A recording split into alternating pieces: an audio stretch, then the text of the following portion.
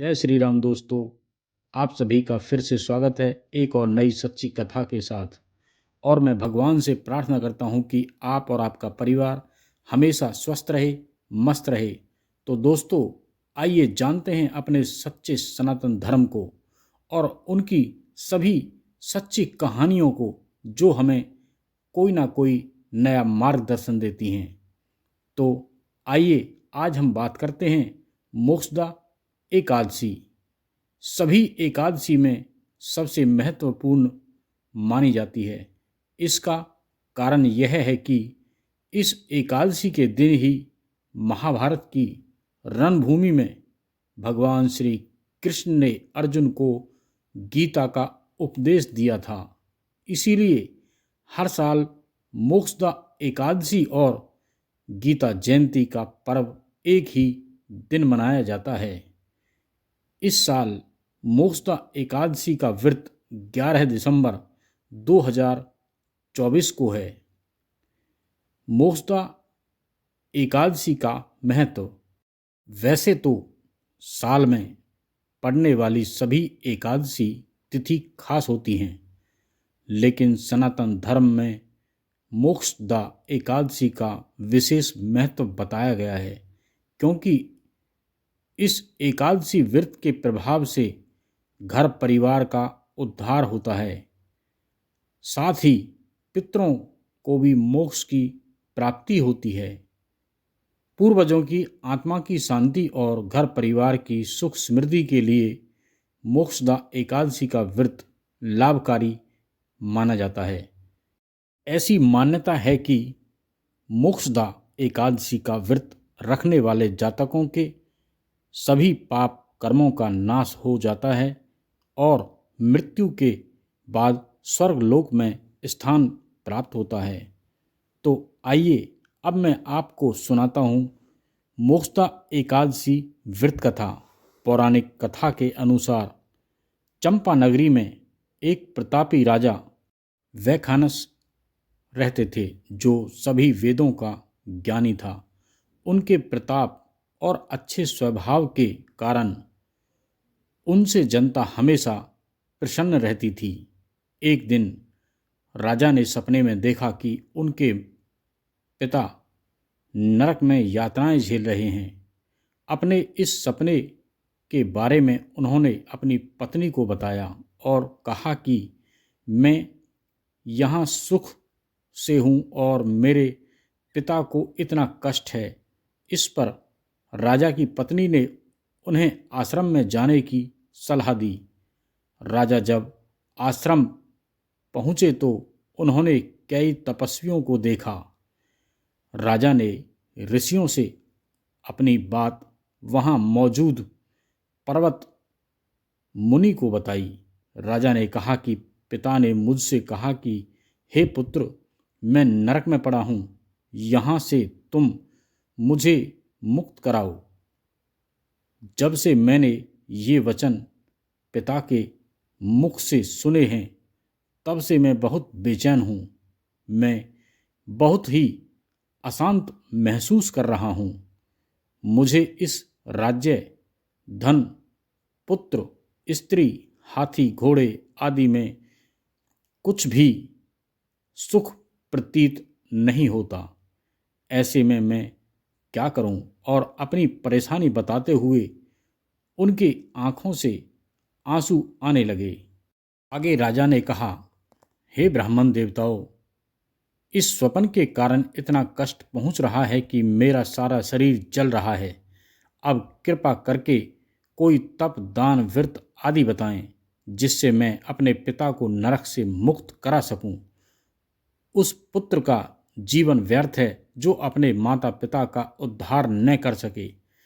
एक उत्तम पुत्र जो अपने माता पिता तथा पूर्वजों का उद्धार करता है, वह 1000 मूर्ख पुत्रों से अच्छा है।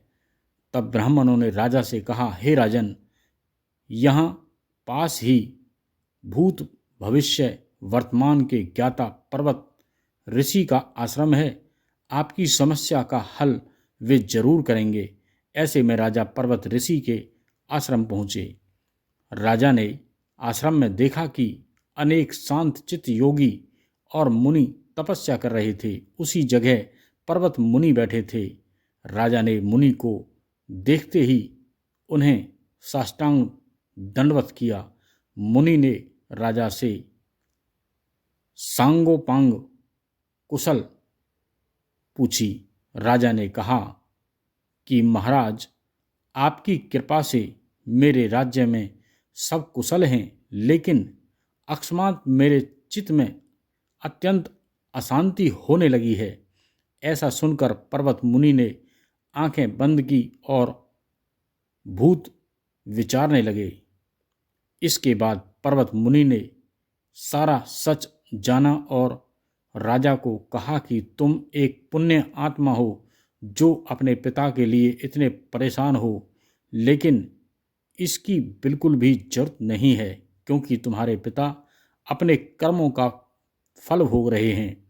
तुम्हारे पिता ने तुम्हारी माता को बहुत यातनाएं दी हैं, इसी कारण उन्हें नरक भोगना पड़ रहा है।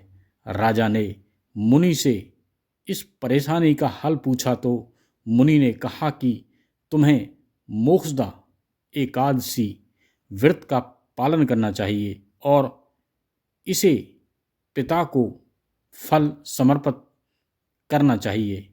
इससे उनके सभी कष्ट दूर हो जाएंगे। राजा ने इसी विधि का पालन किया और उनके पिता सभी बुरे कर्मों से मुक्त हो गए। स्वर्ग में जाते हुए वे राजा अपने पुत्र से कहा कि हे पुत्र, तेरा कल्याण हो। शास्त्रों के अनुसार मार्गशीर्ष मास की शुक्ल पक्ष की मोक्षदा एकादशी का जो व्रत करते हैं तो उसे हर तरह के पाप नष्ट हो जाते हैं। इसके साथ ही मोक्ष की प्राप्ति होती है। इस कथा को पढ़ने या सुनने से वाजपेयी यज्ञ का फल मिलता है। यह व्रत मोक्ष देने वाला तथा चिंतामणि के समान सब कामनाएं पूर्ण करने वाला है। एकादशी तिथि के अवसर पर की गई गौ सेवा का फल अक्षय होता है। गौ माता की सेवा से ही गोपाल प्रसन्न होते हैं एवं पितृदेव तृप्त होते हैं। मोक्षदा एकादशी तिथि के अवसर पर यथासंभव गौ सेवा करके पुण्य लाभ अर्जित करें। दान देने से पुण्य कर्मों में वृद्धि होती है और दान का फल आपको केवल इस जन्म में ही नहीं बल्कि कई जन्मों तक भी मिलता है। यहाँ तक कि मरने के बाद भी दिए गए दान का फल प्राप्त होता है और स्वर्ग में स्थान का प्राप्त होता है। वहीं दान दक्षिणा करने से भगवान भी प्रसन्न होते हैं। श्री रामचरितमानस के उत्तरकांड में तुलसीदास जी ने लिखा है, प्रगट चारि पद धर्म के कली महु एक प्रधान, जैन कैन विधि दीन है दान करई कल्याण। दोस्तों, धर्म के 4 चरण हैं। सत्य, दया, तप और दान प्रसिद्ध हैं, जिनमें से कलयुग में एक दान रूपी चरण ही प्रधान है। जिस किसी प्रकार से भी दिए जाने पर दान कल्याण ही करता है और गौदान तो महादान है। तो दोस्तों, अगर आपको ये कथा अच्छी लगी हो तो इसे ज़्यादा से ज़्यादा लोगों में शेयर करें, लाइक करें, कमेंट्स में जय श्री राम लिखें। और आपने मेरे चैनल को अभी तक सब्सक्राइब नहीं किया हो तो इसे सब्सक्राइब कर लें। तो फिर मिलते हैं एक और नई कथा लेकर। जब तक के लिए जय श्री राम।